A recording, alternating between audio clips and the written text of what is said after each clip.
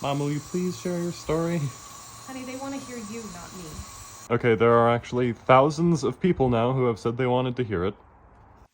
Mom, come on. Honey, I'm just not a good storyteller. That doesn't matter. Someone even suggested you could just sing it. You have a song about it.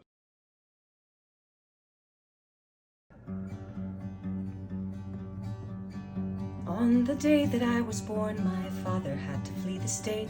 He'd smuggled plants across the state line and they'd caught him at the gate.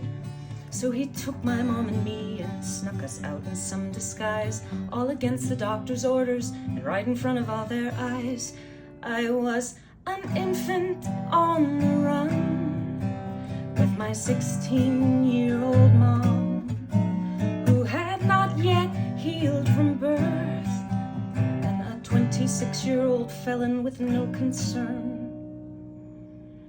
But thankfully the man abandoned both of us real quickly. Mom moved us to a commune with a bunch of crazy hippies.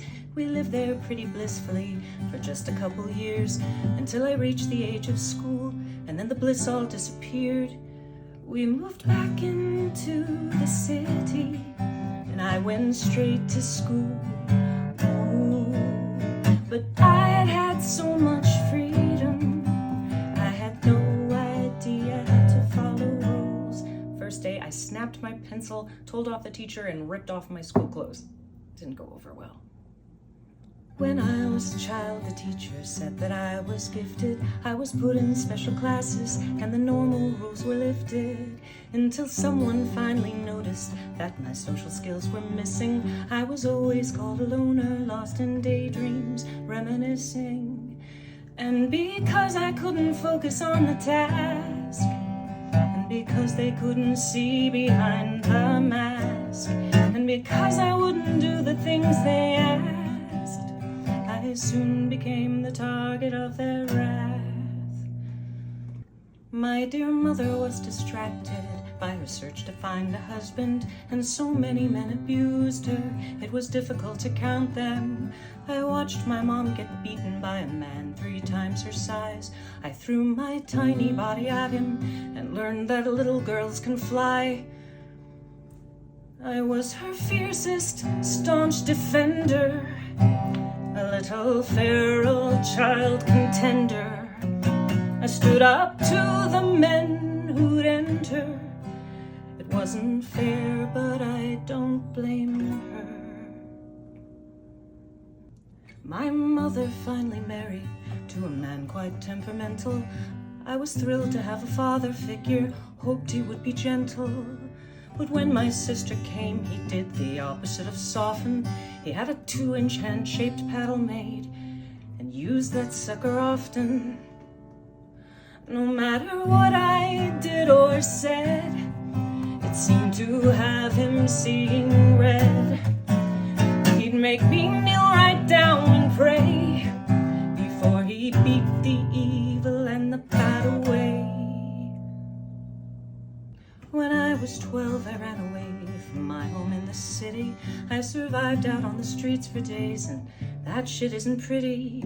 I managed to escape the worst and went to find my father. Figured it was time to meet him, remind him that he had a daughter. And when I found him, it was the greatest day of my life. For a time, he seemed to love me in all of the ways I needed, until I realized it wasn't the healthy kind. My father went to prison for the things he did to me, and I was back out on the streets, and so I joined a bunch of hippies. We followed this one band across the country on a lark, on a golden road, on dancing feet through sunsets in the park. And I was free and safe at last, and no one cared about my past. Could be my weirdo self at last, and I could clap my hands and happy dance. When I was a teen, my family said I should be famous. I was told I should be willing to do anything to get there. But when I couldn't bring myself to bed, the man who offered favors, they said I didn't want it bad enough, which was clear from my behavior. And though I gave my best performance, the implications were enormous. I wrestled stage fright and anxiety, attacked by panic, but always silently. My nana said that she would buy me breasts. She'd had them done herself, she said, and large ones were the best. She made certain I knew this was what I lacked.